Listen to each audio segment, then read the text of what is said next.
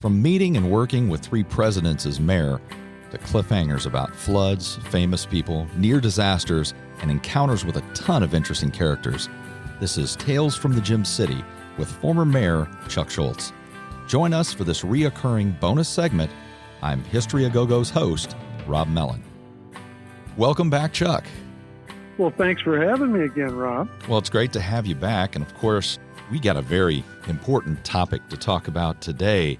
Not the Lattice Fries Capital of Illinois, but the Lattice Fries Capital of the entire world.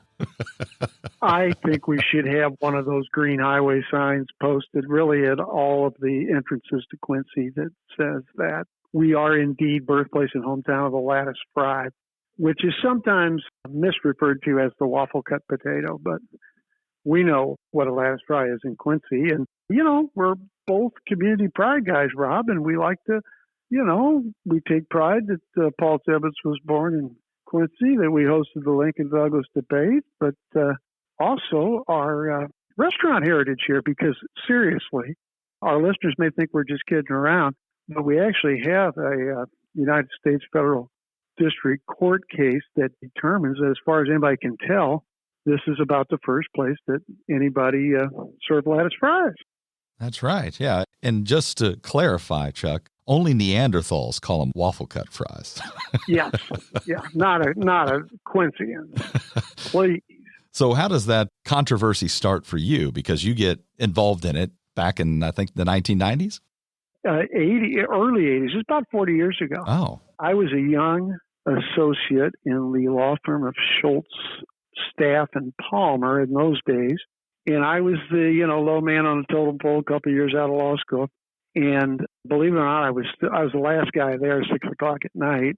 And we always answered the phone, Rob, because you never know. That might be in the state that needs to be probated or something vital. So I pick up the phone, and it was a man by the name of Bill Mathis, who was a very prominent and successful patent lawyer in Washington, D.C. And I knew him because I went to college in Washington, and this guy knew my dad. And so he took me to some games there. He was in a big firm that had a box and so forth. So, he was very nice to me during my college days, and I was happy to hear from him. And I said, "What can I help you with, Mr. Mathis?" He said, "Have you ever heard of a place called Sprouts Restaurant?"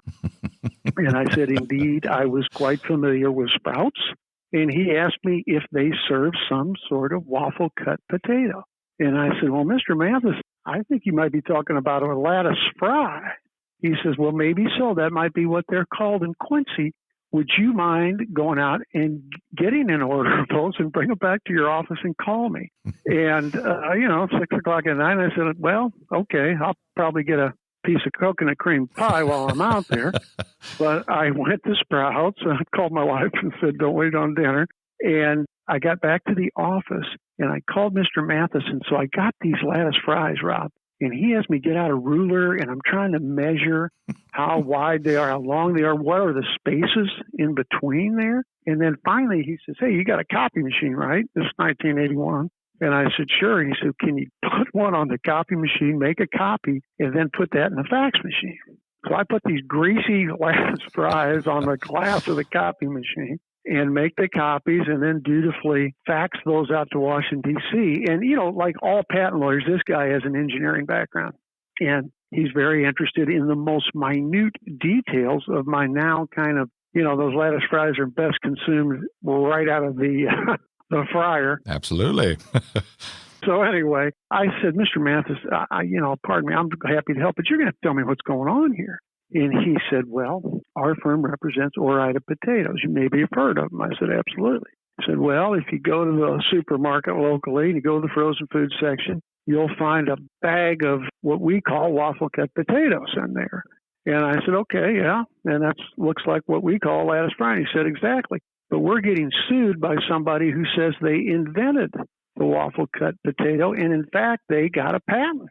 Patent was issued back in like 1980, some guy out in Idaho, and he describes that after years of experimentation, he has found the perfect hybrid of the French fry and the potato chip, and it's the waffle cut potato." And Mr. Mathis explained to me, I didn't know anything about patent law, He said, they can't enforce that patent. That patent is no good if I can prove that it wasn't unique at the time it was issued last year in 1980 or whatever. And I said, well, if we're talking about lattice fries, I guarantee you I've been eating them way before 1980. And he said, that's exactly what I wanted to hear. And Quincy, Illinois became the nexus of this battle in federal court over the lattice fries. So we had lawyers and litigants come in from all over the country and deposition after deposition, and I was the local guy. And this was a good case for me, Rob, as a young lawyer, because Mr. Mathis, encouraged me to keep track of my time. That's always a good thing to hear for a young lawyer that's trying to get some billable hours, So in any event, I rustled up. We started with Sprouts because that's the name that he had. Out there in Washington and the whole country, he had in his mind Sprouts Restaurant. And, of course, they did have lattice fries. But as you know, Rob, they go back even further back than Sprouts. Yes. But Sprout McClean did have, whether or not he invented it, I'm not sure, but he had a cutter that he took around and sold to other restaurants. And we found a gentleman, an older fellow, who had sold lattice fry cutters at Merkel's Hardware in Quincy. And then we started to talk to people and collect some old menus.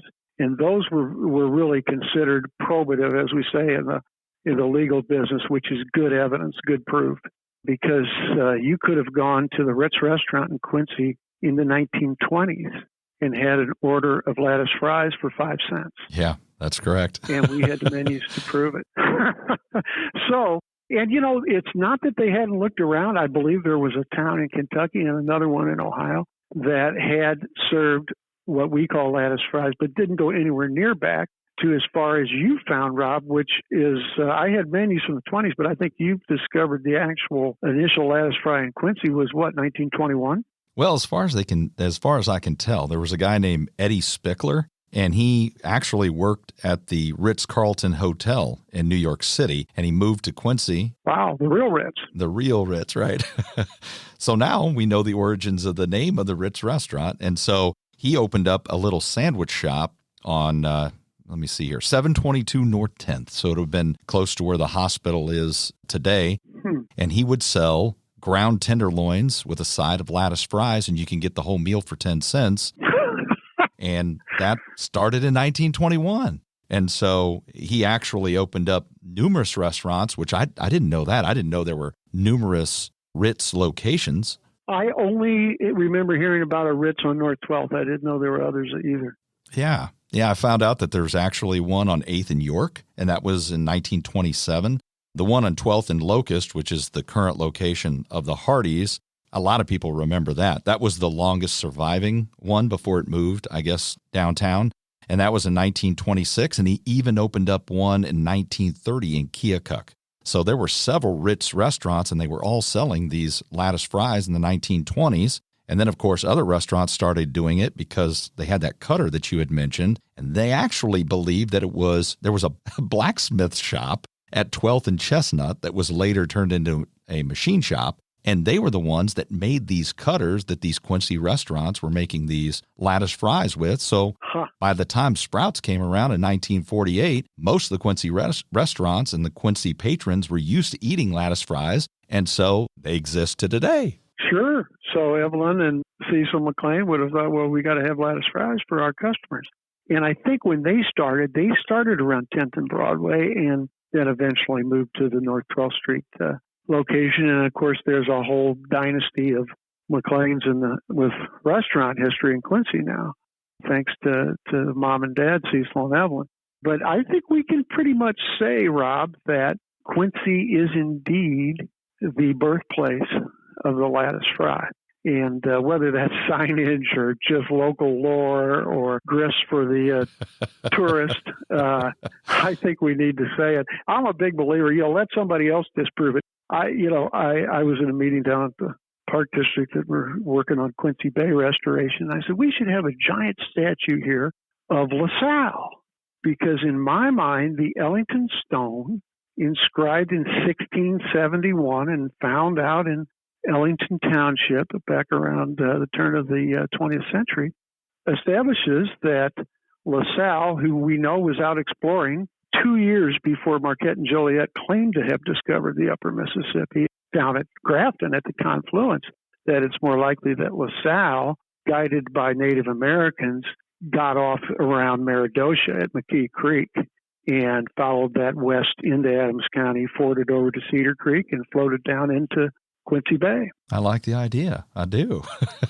So, yeah, we just say, hey, this is where the upper Mississippi was first encountered by Europeans. And if you don't believe me, try to make your case for Marquette and Joliet. Because, that Ellington stone, which people can see on the second floor of the Quincy Museum at 16th and Main, it's not something made up as a hoax.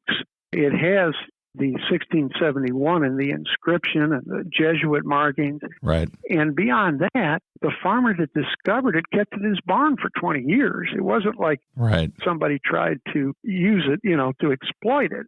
He finally took it into, I think, a priest at Quincy University and took it up to the University of Chicago. It's a very interesting thing. And Mike Klinger and I are big believers in the Ellington stone. So eventually, when the Klinger Trail gets out to 36th, I think we will have something there to tell the history of the Ellington stone, because that's clearly, in those days, the creeks were much wider and you could navigate with a canoe. And that's probably exactly where he floated down, because, the Klinger Trail is basically Cedar Creek. Originally, we called it Cedar Creek Linear Parkway, but it's following Cedar Creek there. And that's the creek that led to the discovery of the upper Mississippi at Quincy Bay back in 1671, Rob. Wow. Yeah. Let's get to work on that statue. We'll get to work on it.